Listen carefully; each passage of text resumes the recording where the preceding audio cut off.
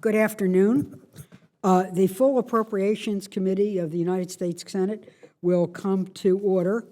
This is the first full committee hearing of 2014. The full committee rarely holds hearings. Usually it is done through our very dynamic subcommittees. But we do hold full committee hearings when there are issues of national importance. And today we feel that the topic of innovation and the question, are we running an innovation deficit, warrants us to have a full committee hearing and look across the subcommittees at what is our nation facing. We believe when this committee that America is exceptional, and we're exceptional in many ways, but the hallmark of our DNA has always been in discovery, entrepreneurship, and the protection of intellectual property. So today we want to hear from the leaders and some of the agencies that really lead the way in innovation, knowing that it is not the only agencies that participate, but in the interest of time to do this. Before I do, though, I want to note that this is the last official hearing of Gabrielle Botkin, who is the deputy staff clerk on this committee. She has served in the Senate for 18 years. She's going to be leaving the committee to become the staff director on Homeland Security. And why she would think she needs to go to disasters and terrorism after this committee, I don't know. But I would like if the staff here who has known Gabrielle, worked with her, and the senators and others, let's give Gabrielle a round of applause and appreciation.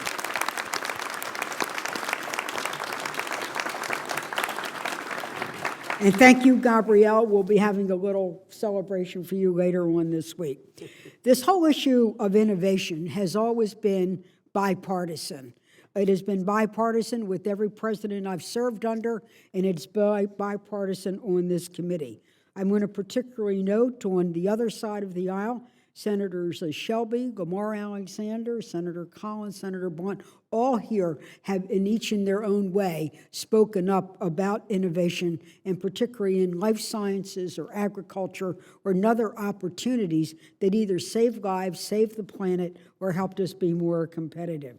On our side, and of course we loved the idea many years ago when Senator Harkin, joining with our colleagues, were able to double the NIH budget.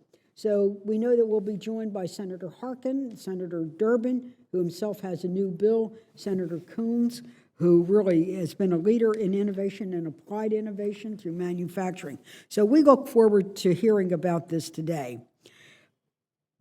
Earlier this morning, I stopped at Johns Hopkins.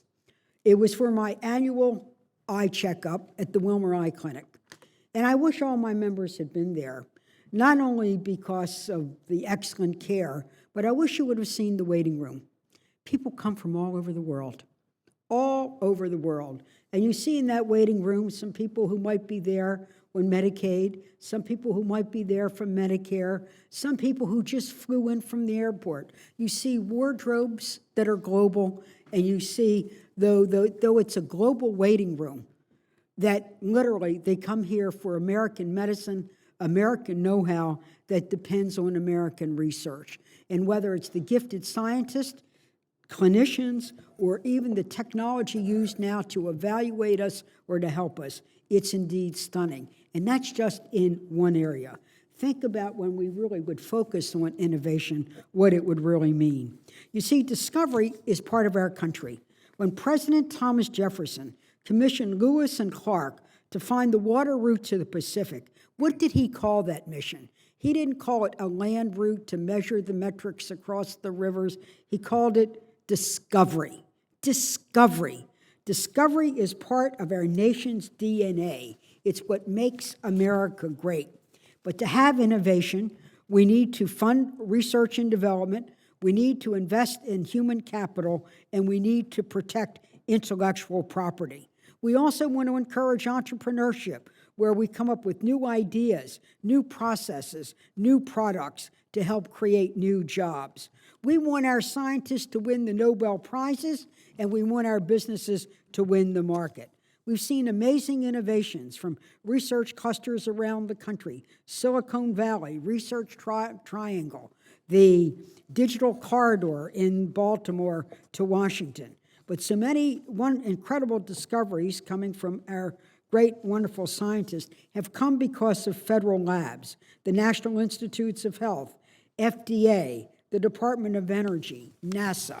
So all of these were agencies that could do the kind of risk capital discovery that perhaps our private sector couldn't undertake. I've been troubled, as been many of my colleagues on both sides of the aisle, are saying, are we running an innovation deficit? Yes, we have to focus on our budget deficit, but are we becoming so austere we could be capping our future growth? So today we invited this distinguished panel to talk about the innovation, their innovation budgets, and are we running an innovation deficit, and where are the best places that we could make wise and prudent use of taxpayers' dollars. We want to hear from our expert witnesses. Do they feel they have adequacy for research and development? Do we have a pipeline to really help our young people get the education they need to be able to pursue scientific careers? Or are we so Spartan in our funding that young scientists don't even have a crack at getting those research grants that might come up with new, refreshing, breakthrough, daring, bodacious ideas? This is not due to one subcommittee. This is across the board, from basic research in physical sciences to applied research in real-life problems. Every subcommittee has a role. Research and development is conducted by the federal government in 24 different federal departments and agencies. We spend a total of $135 billion in R&D. That sounds like a lot of money, but the U.S. share of research and development is declining. The U.S. was just 30% of worldwide R&D in 2011.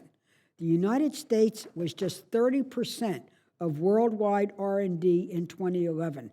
That's down from 37% in 2001. Meanwhile, Asia continues to expand from 25% of global total to 34% of global total over the last decade. Over the last 10 years, R&D expenditures as part of our gross national product has increased by less percent. In China, it has increased by nearly 80%. So this committee wants to hear what we have to say.